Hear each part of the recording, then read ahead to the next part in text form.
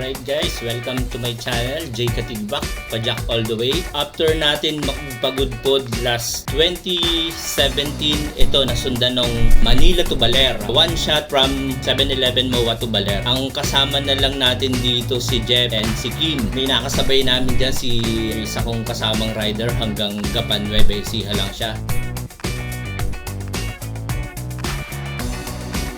Eto na nga yung nangyari. Kumbaga mula 7-Eleven MOA, diretso ulit tayo papuntang Lolos, Bulacan. Parati natin dinadaanan papuntang Malolos Park.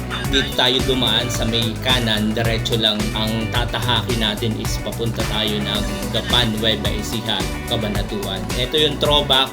Mag-comment lang kayo kung anong gusto nyong malaman dun sa video kasi medyo matagal na to. Nahihirapan akong magkwento kung ano yung mang nangyari. Pero dito sa video na to, dito ko na-experience yung sumemplang along the way. Ayun, tuloy pa rin. Medyo nagkabangas tayo ng konti pero hindi lang yun para matapos. And medyo intense tong ride na to, talagang laspagan. And ang experience, Baler is nakapag-surf kami dyan. Yun, pumayag yung pinakang nagturo na sa amin ng surf na share kami ron sa parang nangyari Go Surf 100. Kaming tatlo tigo 100 lang and pumayag naman si Kuya. 10 to 20 minutes lang isa sa amin na maka-experience ng surf. Okay na. After namin makapag-surf, konting pasyal, kain, and uwian na rin. Sakay na kami ng bus papunta ng Cubao. Yung Joy Bus ang nasakyan namin. Yun lang dati yung experience na parang one shot, marating, maguhitan. Pinakang mapuntahan nga yung pag-surf, balik na ng Manila. Pero habang tumatagal, nababago na yung riding style natin. Eto guys, panoorin nyo. At dito na kami inumaga ng pagbabike sa may bandang Cabanatuan.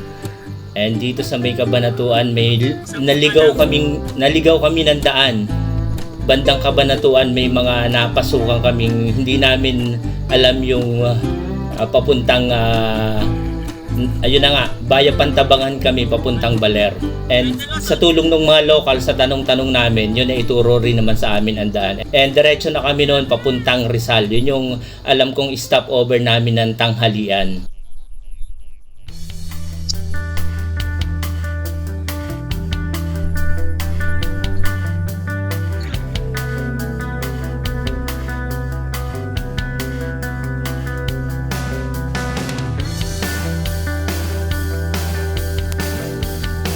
Ito yung sa kahabaan ng kalsada papuntang Rizal. And yun guys, kumbaga dito ko na-experience yun yung pagtutok, kumbaga paano pag-aralan, magdadrop kayo sa tricycle. Kinakausap namin yung driver ng tricycle dyan bago kayo gumawa ng drafting para mas maganda yung nilalaro nyo lang din yung sarili nyo and nakakatulong din sa inyo yung along the way na mapapabilis kayo. And hindi ko mare-recommend yan kung yung laspag ka na o yung medyo hindi mo na kayang habulin yung pajak o hindi mo ma-maintain yung sipa mo para mahabol mo yung hangin na dinadrop mo sa tricycle. Kaya dun sa ibang mga baguhan pa lang, huwag nyong subukan. Kumbaga subukan nyo, sinasabi nyo ron sa driver na nakatutok lang kayo na drop kayo. Huwag nyong ipasa walang bahala. Ang importante magpaalam kayo para alam ng driver na kung ano yung ginagawa niyang bilis na para sa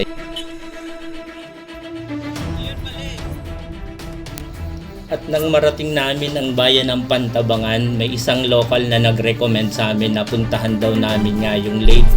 And mababa ang tubig noon para makita namin yung lumubog na bayan. Pero nung sabi niya may natatanaw daw ng cross ng simbahan o kapilya, pero wala kaming nakita.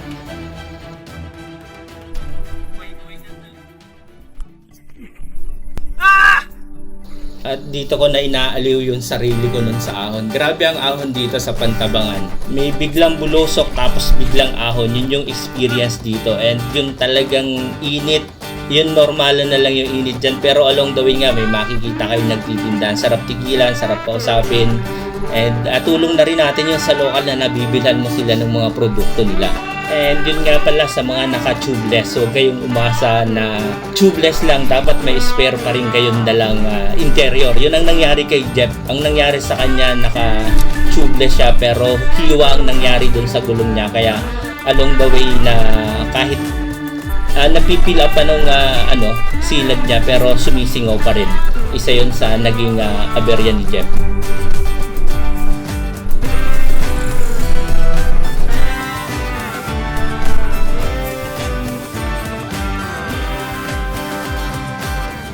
At ito nga yung experience dito sa Pantabangan.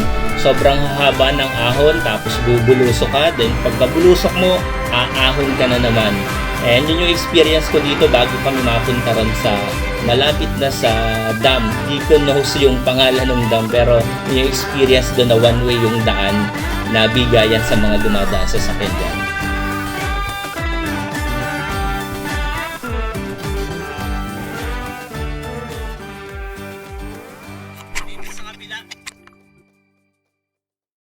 And yun, pag tumitigil kami yan, parati akong soft drinks yan. Halos maubos natin 1 litro. Yun dati yung pinakang ko nun, vitamins.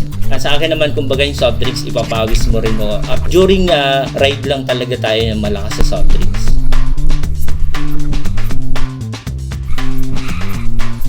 Guys, itong ride na to is 2017 pa, and laki ng pinagbago nitong Pantabangan na to kasi nung last na punta kong Pantabangan kasama ko Sir Victor na may sasakyan kami is sobrang ganda ng kalsada, wide, and nawala yung mga humps kasi yun nga raw pinapasukan sila ng mga sports car papuntang Baler para may experience doon yung kaya yung daan ngayon dyan sobrang ganda.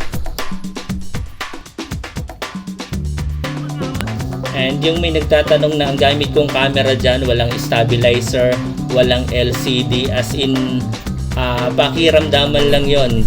Click, then nagbi-blink, and yung nagre-red na signal, yun yung palatandaan lang na kumukuha. And pagka bumubulusok tayo, yung camera natin nasa bibigyan, may kapitan ako ng parang may mouthpiece akong kinakagat para nakadalawang kamay pa rin tayo sa lusong. Yun yung pinakang hindi ko ilalagay yung sarili ko sa alanganin dahil lang pagkuha ng video. Nandun ako sa safe. Hindi lang alam ng iba na nasa bibig ko yung camera. Yun guys, yun yung una nating technique para magawa natin at makuna natin yung mga bulusok na mahirap mag-one hand doon. Yun yung isa sa una kong technique na ginagawa para hindi ko malagay sa alanganin yung sarili.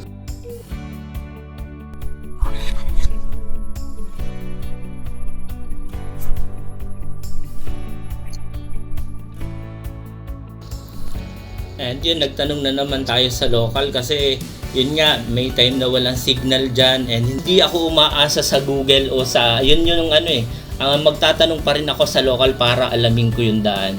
And may time dyan na yung feeling ko siguro sa sarili ko yun o nalalaspag na ako na parang hindi na ako umaabante sa sobrang haba nung diretsohan at medyo gabi na. Kaya ang ginagawa ko pagka ganon, tigil, punta sa tindahan, kinakausap ko yung mga local and ina-update ko sila Kim. Si Kim yung dumating dyan ng mga araw pa, nakapagpa-picture siya sa Baler, and ako parang quarter to 7 or 7 o'clock, saka may place na lang kami, doon kami nagkita-kita. And yun, rent lang ng matutulugan, eto na yung kinabukasan. Experience natin ang GoSurf 100.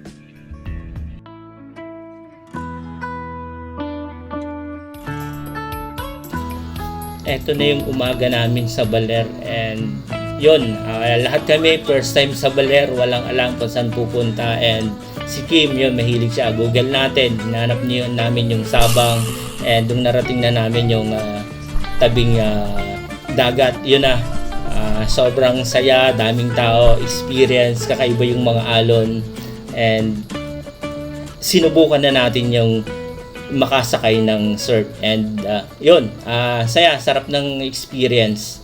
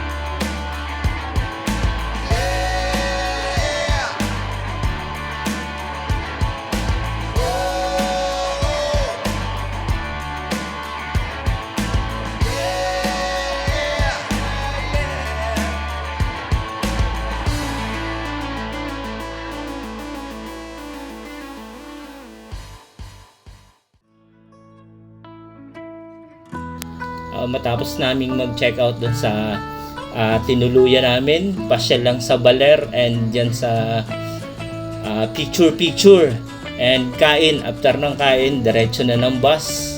And yung pinakang tulog na yun sa bus, pagising ng Cubao, fight na naman tayo, pauwi na ng bahay. And yung from Cubao, pajak pa rin natin yun papunta ng Taguig. And kasabay natin si Jeff na taga Taguig din, kaya may kasama tayo pag uwi. Along the way na ang dinaanan natin ay EDSA.